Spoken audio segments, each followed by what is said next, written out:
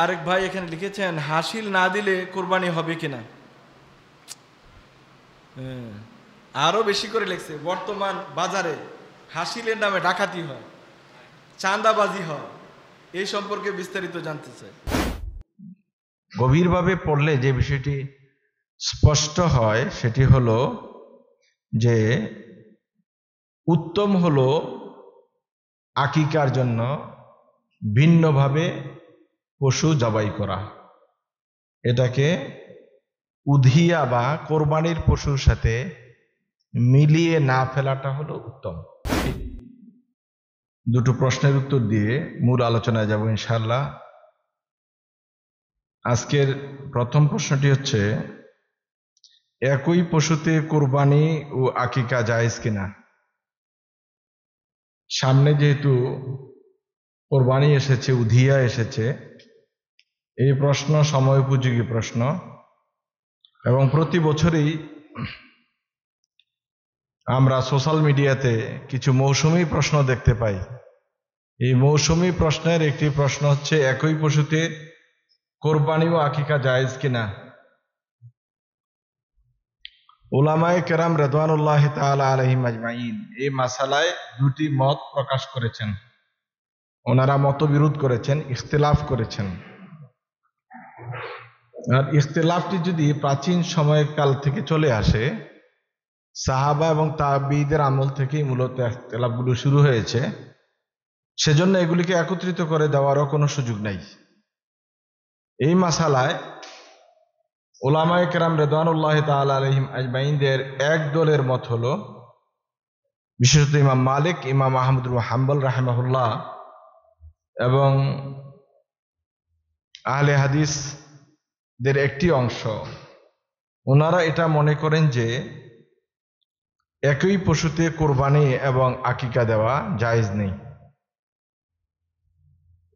এটি এজন্য যে সাহাবা এবং তাবিঈদের মধ্যেও এই বিষয়টি নিয়ে ইখতিলাফ চলছিল।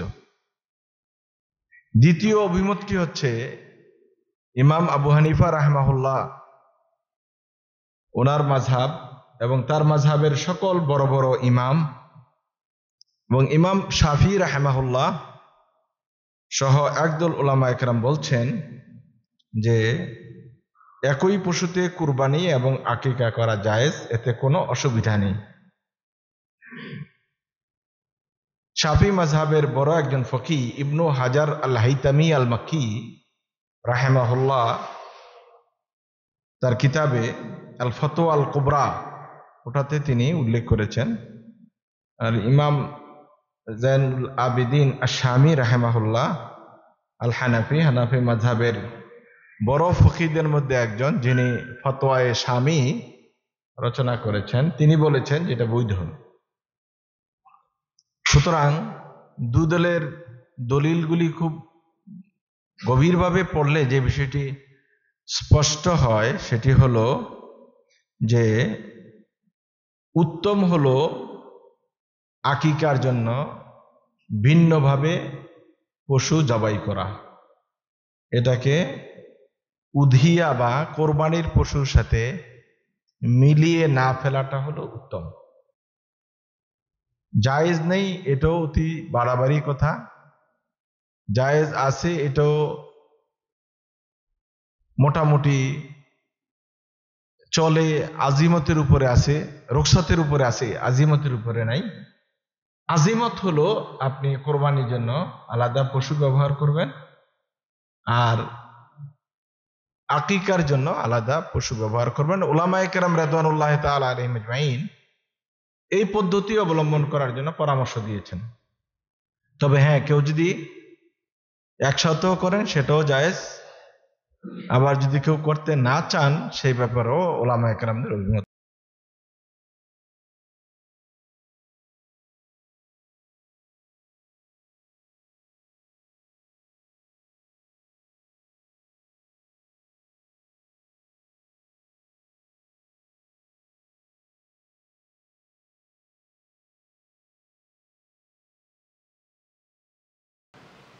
তো আজকে আরেক ভাই এখানে লিখেছেন হাসিল না দিলে কোরবানি হবে কিনা। আরো বেশি করে লিখছে বর্তমান বাজারে হাসিলের নামে ডাকাতি হয়, চাঁদাবাজি হয়, এই সম্পর্কে বিস্তারিত জানতে চাই। আমার হাতে তো সময় নাই, 20 বেজে গেছে। 1 নম্বর কথা হলো, আপনি যদি বাজার থেকে সেটা কিনেন তাহলে বাজার যারা ডেকে এনেছে, এটা তো বুঝেনি আপনারা, ডাক আনে, সরকারি ডাক আছে, কিন্তু ওই একটা ট্যাক্স আছে, তো ট্যাক্স দিয়ে যারা আনে তারা তো এই জন্য কিছু নেবেই। আপনি এটা দিতে অনেকটাই বাধ্য, কারণ আপনি ওখান থেকে তার জায়গা ব্যবহার করেছেন, ব্যবস্থাপনা ব্যবহার করেছেন, এজন্য আপনি দিবেন। যারা নিচ্ছেন তারা যেন জুলুম না করেন, এটার জন্য স্থানীয়ভাবে ব্যবস্থা নেওয়া ছাড়া কোনো উপায় নেই।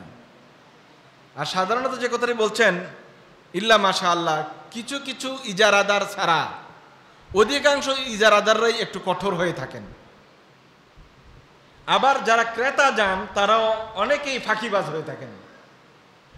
এটা অনেকটা এমন করেন, গরু কিনে বাড়ি চলে আসছেন আর বলে দিছেন আমাদের বাড়িতে নিয়ে আসবি, এখন বলবি যে গরু বিক্রি করি নেই। এখন যে যা বলবে যে না ভাই এটার চাইতেছি, দেখতেছি, এখন বিক্রি করব না, আসলে বিক্রি হয়ে গেছে, তার কানে কানে বলে গেছে, কিছু হয়তো অ্যাডভান্স করে গেছে, বাড়ির কাছের মানুষ বা যেভাবে হোক কনভিন্স করে ওই বাজারের হাসিলটা না দেওয়ার জন্য যে কৌশল করা দরকার, এই কৌশলটা অনেক ভাইই করেন। এটা বোধহয় করা উচিত না, কারণ আপনি কিন্তু ধোকা দিয়েছেন, বাজারওয়ালাকে, ইজারাদারকে ধোকা দিয়েছেন। আপনি যদি বলে কয়ে কিছু কম দিতে পারেন সেটা ভিন্ন ব্যাপার, আর যিনি 1 লাখ, 1.5 লাখ, 2 লাখ টাকা দিয়ে গরু কিনেছেন তিনি হাসিলের টাকা দিতে পারবেন না, বিষয়টা বোধহয় এরকম না।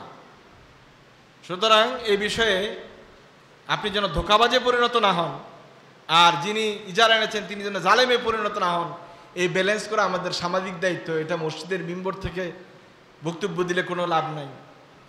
এটার কাজ হলো যারা প্রশাসনে থাকেন, যারা দায়িত্বশীল আছেন, তারা কঠোরভাবে নিয়ন্ত্রণ করা। আল্লাহ তাআলা আমাদেরকে বুঝার আমল করার তৌফিক দান করুক, আমিন। যারা সুন্নত পড়ে নেই সুন্নত পড়ে নেই।